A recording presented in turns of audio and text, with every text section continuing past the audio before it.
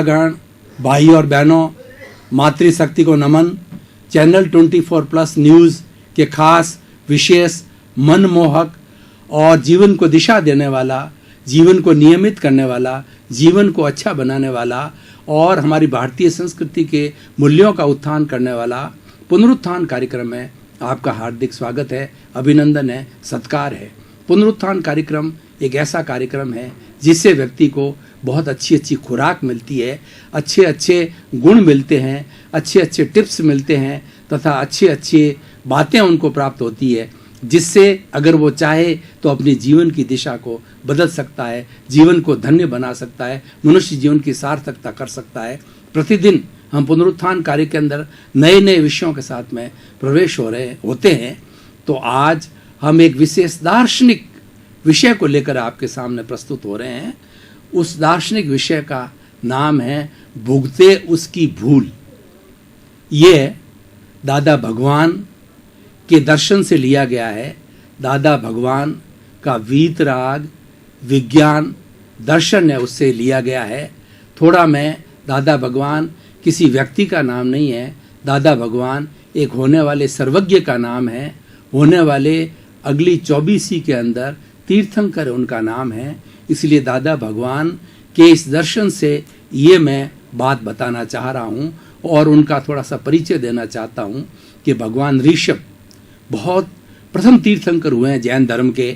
तो उन्होंने उनके 100 पुत्र थे, तो 99 पुत्रों को उन्होंने दीक्षित कर दिया और भरत उनका जो पुत्र था वो राज्य कार्य संभाल रहा था, वो चक्रवर्ती था। तो भरत ने भगवान ऋषभ के दर्शन किए और कहा कि पिताजी, आपने मेरे 99 भाइयों को तो दीक्षित कर दिया और उन्हें मोक्षगामी बना दिया, मोक्ष की ओर अग्रसर कर दिया, मेरा क्या हाल होगा। तो भगवान ऋषभ करुणा के सागर थे, दयावान थे। उन्होंने कहा कि मैं तुम्हें एक ऐसा दर्शन दूंगा जो कि तुम ये राजकाज करते हुए भी तुम मुक्ति को प्राप्त होंगे, मोक्ष जाओगे। और उन्होंने जो हम भगवान ऋषभ ने बताया कि हम जो ये पालन कर रहे हैं वो क्रमिक विज्ञान है। क्रमिक विज्ञान का अर्थ ये होता है कि एक स्टेप से दूसरा स्टेप, तीसरा स्टेप, चौथा स्टेप। लेकिन मैं तुम्हें जो विज्ञान वीतराग विज्ञान दे रहा हूं वो अक्रम विज्ञान है। अक्रम का मतलब क्रम रहित। आपको स्टेप बाय स्टेप नहीं चलना है, आपको अपने पूर्व जन्म के मैं एक ऐसा ज्ञान दूंगा, उस ज्ञान के माध्यम से पूर्व जन्म के जो जितने भी है कर्म हैं वो शेष रहेंगे और भविष्य के अंदर आने वाले कर्म यानी तुम्हारे कषाय का नाश कर दूंगा। राग, ये जो मैं अक्रम विज्ञान दूंगा वो तुम्हारे कषाय का, तुम्हारे राग देशा, तुम्हारे कर्म बंधन के मार्ग को ये रोक देगा। और जो पूर्व जन्म के अंदर तुमने कर्म किए हैं उन कर्म को जो बर्फ की तरह है, धीरे धीरे बर्फ पिघलता रहता, उस तरह से ये डिस्चार्ज कर्म जो है वो आते रहेंगे और उनको आप अपने 1 जन्म, 2 जन्म, 3 जन्म के अंदर जैसे भी हो उसको समाप्त कर देंगे। तो इस तरीके से उस वक्त के अंदर अक्रम विज्ञान के समय भगवान जो है, जो ऋषभ ने जो भरत को दिया था, उस वक्त उनके साथ के अंदर एक पुण्यशाली जीव जो कि आज दादा भगवान का जीव जिसकी मैं बात कर रहा हूँ, उस समय से इस अक्रम विज्ञान को ये दादा भगवान करते आ रहे हैं। और उनका फिजिकल भाई ये जो है उनका परिचय ये है कि इनका नाम जो पूरा नाम था अंबालाल मूलजी भाई पटेल और ये सूरत के रहने वाले थे।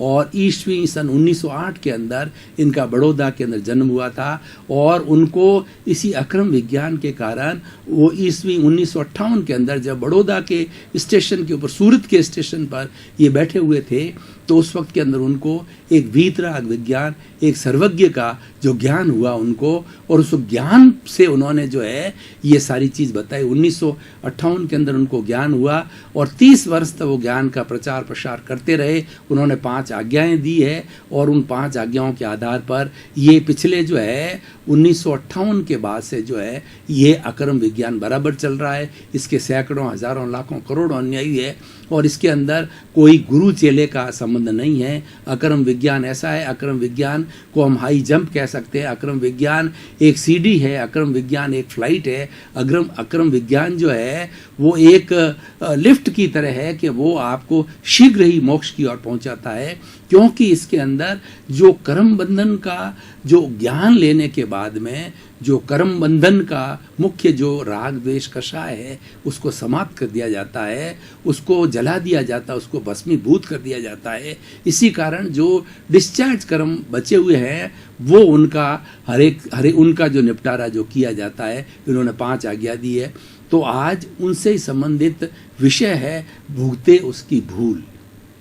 इसका अर्थ क्या हुआ वो मैं विस्तार से बताना चाहता हूँ भाई और बहनों, दर्शकगण, श्रोतागण, कि हमारी जो आत्मा है ये कर्मों से आबद्ध है और ये कर्मों के अनुरूप ही सब कुछ होता है। हमारा हर व्यक्ति से कुछ न कोई लेन देन है, किसी का जो चुकाना है वो सारा अपने कर्मों के अनुरूप होता है। तो और कोई भी व्यक्ति हमें किसी तरह का दुख देता है या आराम देता है या कष्ट देता है, गाली देता है, कुछ भी हमारे साथ व्यवहार करता है, वो हमारे पूर्व अर्जित कर्मों के कारण होता है। हमने पिछले जन्म के अंदर कुछ कॉजेस डाल दिए थे, कुछ बीज डाल दिए थे, कुछ भाव के बीज डाले थे। वही भाव के बीज जो है आज डिस्चार्ज फॉर्म के अंदर आकर के और हम उसका भुगतान करते हैं। तो ये सारा हमारा लेन देन का है। तो लेकिन ज्ञान लेने के बाद के अंदर जो है कर्मों का, नए कर्मों का जो है चार्ज रुक जाता है। मन वचन काया की 3 बैटरियां हैं, ये कॉज के कारण चार्ज हो जाती है, लेकिन कॉज को हमने जब बंद कर दिया तो मात्र डिस्चार्ज शेष रहता है, जो कि पूर्व में कई कई जन्मों का अर्जित जो कर्मों का लेन देन है वो बाकी रहता है। और वो धीरे धीरे जिस तरीके से बैटरी डिस्चार्ज होती है वो डिस्चार्ज यानी नया चार्ज बंद हो जाता है।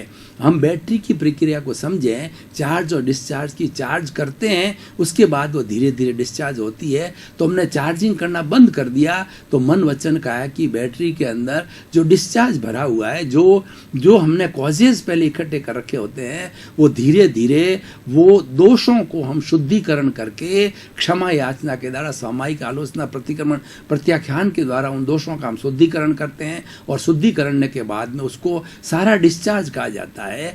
और जितना भी होता है वो सारा डिस्चार्ज है, क्योंकि चार्ज होना बंद हो गया। मुख्य बात यह है कि जो अक्रम विज्ञान का जो ज्ञान ले लेता है उसका चार्जिंग पक्ष बंद हो जाता है, उसके कषाय का विलय हो जाए, राग द्वेष का विलय हो जाता है। सारा कर्मों का बंधन जो होता है राग द्वेष से होता है, कर्ता भाव से होता है।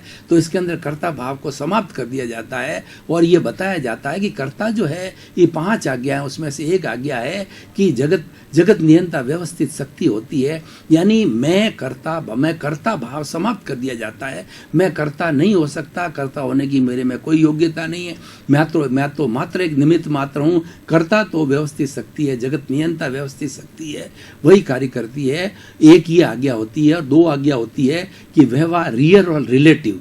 रियल क्या होता है कि रियल के अनुसार जो है ये माना जाता है कि मैं शुद्ध आत्मा हूँ और जगत के समस्त जीवों के अंदर जितने भी 84 लाख जीवा योनि के जीव है, जगत के सब जीवों के अंदर मैं शुद्ध आत्मा का दर्शन कर उनको नमन करता हूँ। और व्यवहार दृष्टि से जो है मेरा नाम जैसे सोहनराज, हर एक का अपना अपना नाम होता है, मैं सोहनराज हूँ और जगत के सब जीवों को व्यवहार दृष्टि से मैं पैकिंग और नामधारी, देहधारी, पैकिंग रूप में देखता हूँ। उसमें यानी वो देहधारी है, नामधारी है और पैकिंग रूप में वो रिलेटिव है और रियल है, शुद्ध आत्मा है। शुद्ध आत्मा को केंद्र में रखकर ही सारा अक्रम विज्ञान बनाया जाता है और बाकी जो कुछ हमारा व्यवहार पक्ष है वो सारा रिलेटिव है और सारे कर्मों का लेन देन होता है हमारे रिलेटिव होता है। रिलेटिव के अंदर मन होता है, वचन होता है और काया होती है।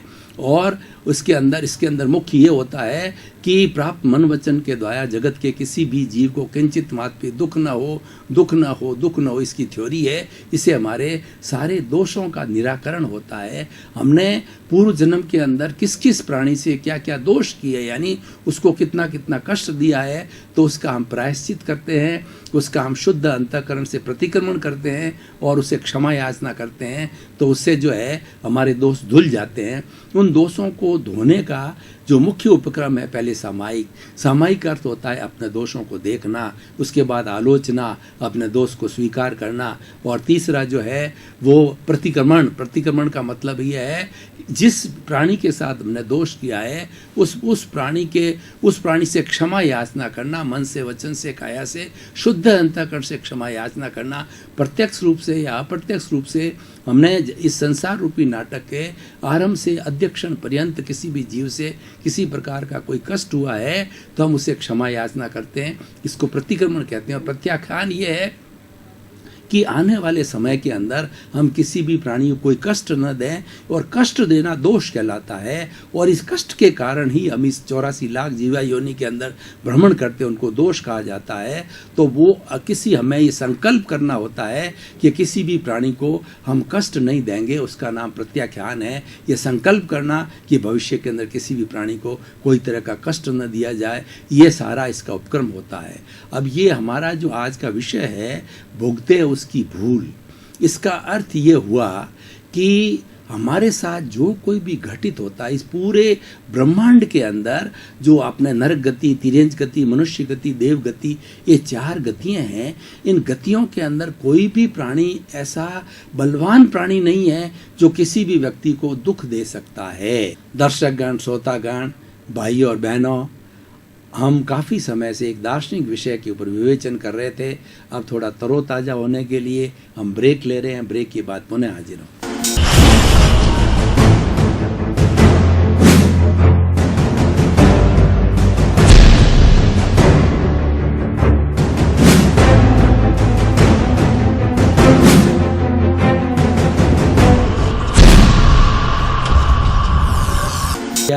ब्रेक के बाद में हम ताजगी महसूस कर रहे हैं और अब ताजे होकर के हम पुनः हमारे निर्धारित विषय के ऊपर अपनी सत्संग प्रारंभ कर रहे हैं।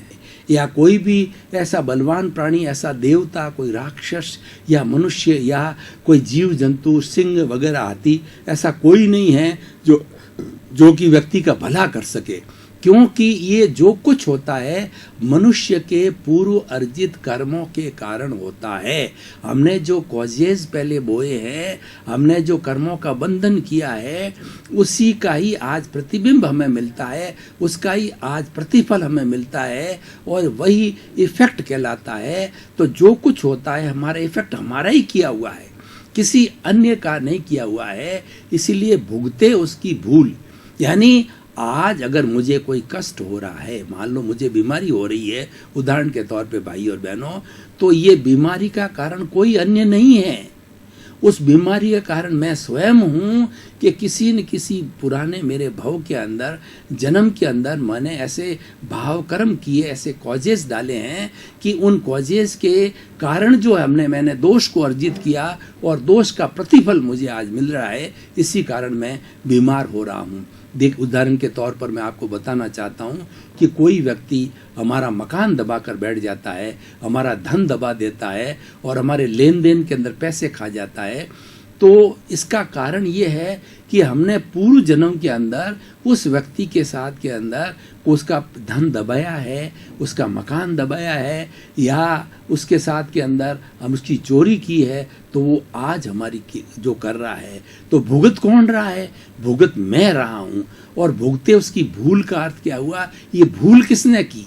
ये भूल मैंने की, वो मैं भुगत रहा हूँ। इसीलिए आज इस सृष्टि के अंदर कोई भी प्राणी भुगत रहा है, चाहे उसको मन से, वचन से, काया से, बीमारी से, कष्ट से, किसी भी तरह का कष्ट कोई भी प्राणी आज भुगत रहा है।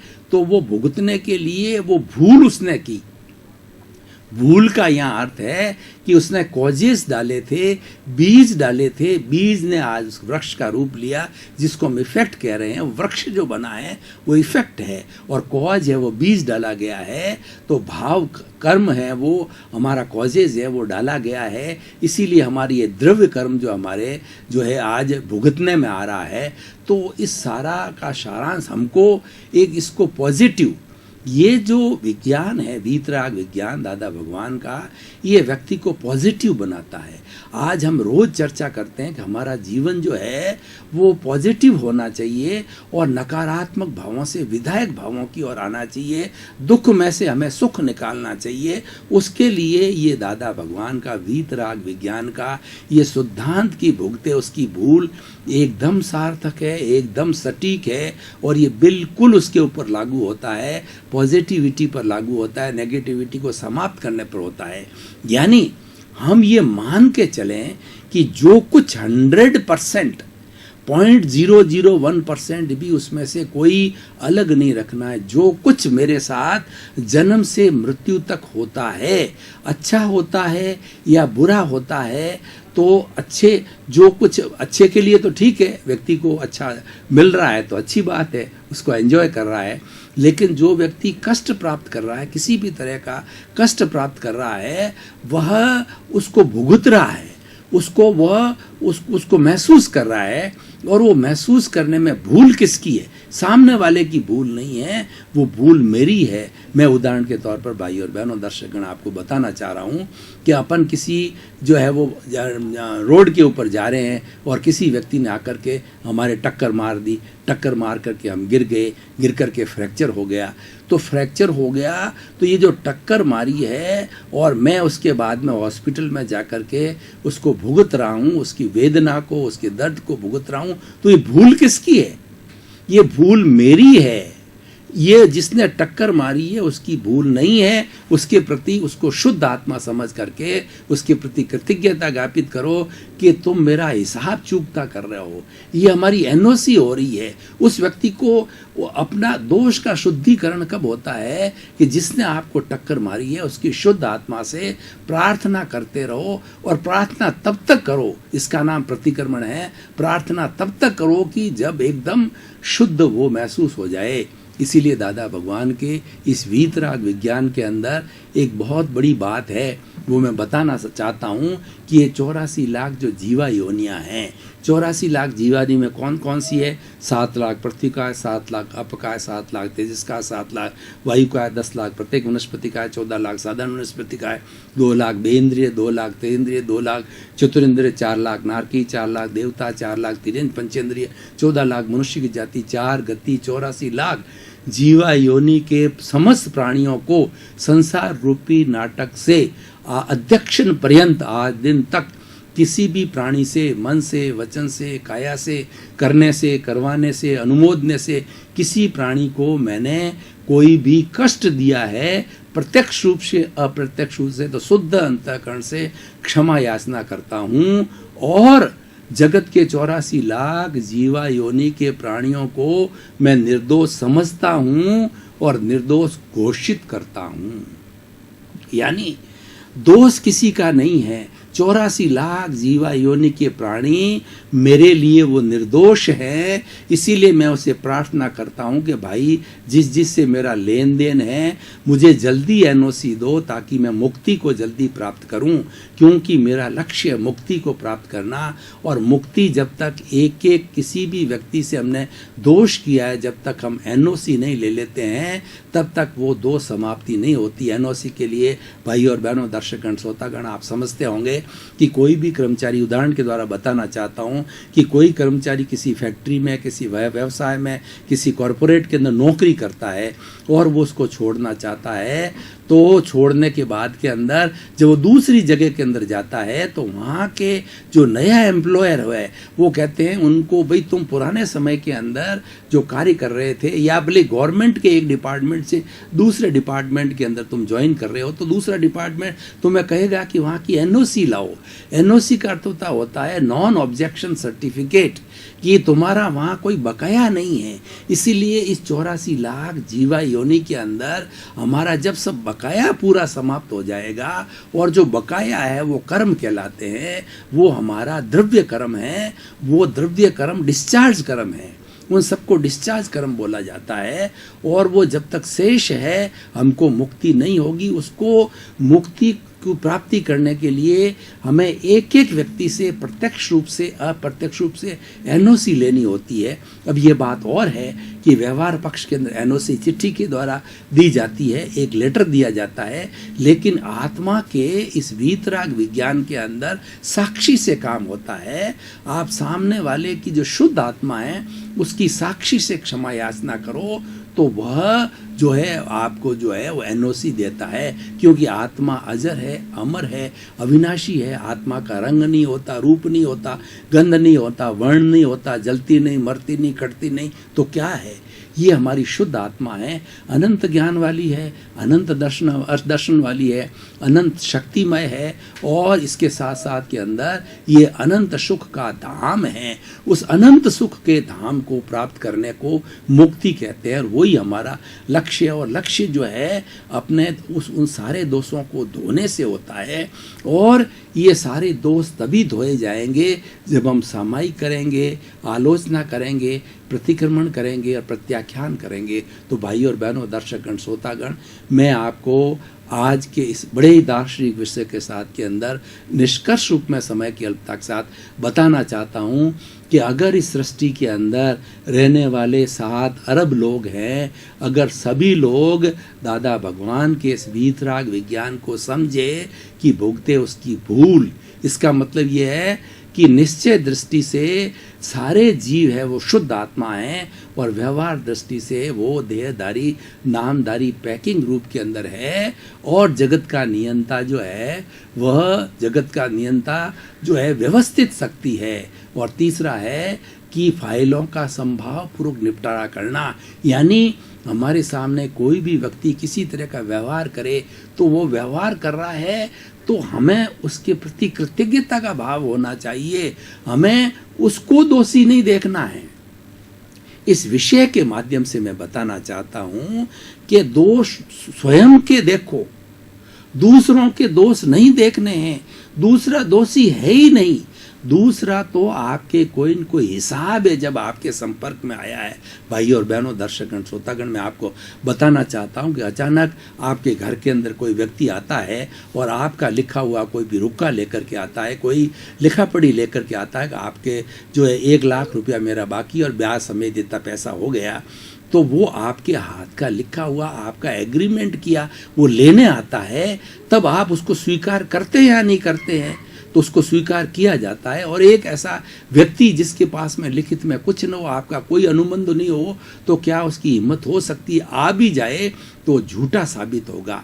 इसीलिए हमारे साथ के अंदर कोई भी अगर हमारा हिसाब बाकी नहीं है तो कोई भी व्यक्ति हमारे साथ दुर्व्यवहार नहीं कर सकता है। और ये एक वीतराग विज्ञान का पक्का नियम है। इस नियम का पालन लाइफ लॉन्ग करना चाहिए। तो हमें इस शीर्षक के नाते इसके माध्यम से मैं ये बताना चाहता हूँ कि जगत निर्दोष सब मेरा दोष, यानी 84 लाख जीवा योनि के प्राणी मेरे लिए निर्दोष है। मैं उनको निर्दोष मानता हूँ और मानता ही नहीं हूँ, निर्दोष घोषित करता हूँ कि उनका दोष है ही नहीं। जो सामने वाली वो आत्मा होती है वो आत्मा अव्याबाद कहलाती है। मान लीजिए आपकी आत्मा अव्याबाद है, मेरी आत्मा भी अव्याबाद है। अव्याबाद का मतलब शुद्ध आत्मा, उसके अंदर किसी व्यक्ति को दुख देने की उसके अंदर क्षमता ही दुख देती ही नहीं है, उसके अंदर लक्षण ही नहीं है। न तो तुम्हारी आत्मा में किसी को दुख देने का लक्षण है, न अगले की आत्मा के अंदर दुख देना लक्षण है। ये जो दुख दिया जाता है या लिया जाता है, ये सब हमारा कॉजेस है, ये हमारा हिसाब है, ये हमारे दोष हमने एक दूसरे से किए हैं।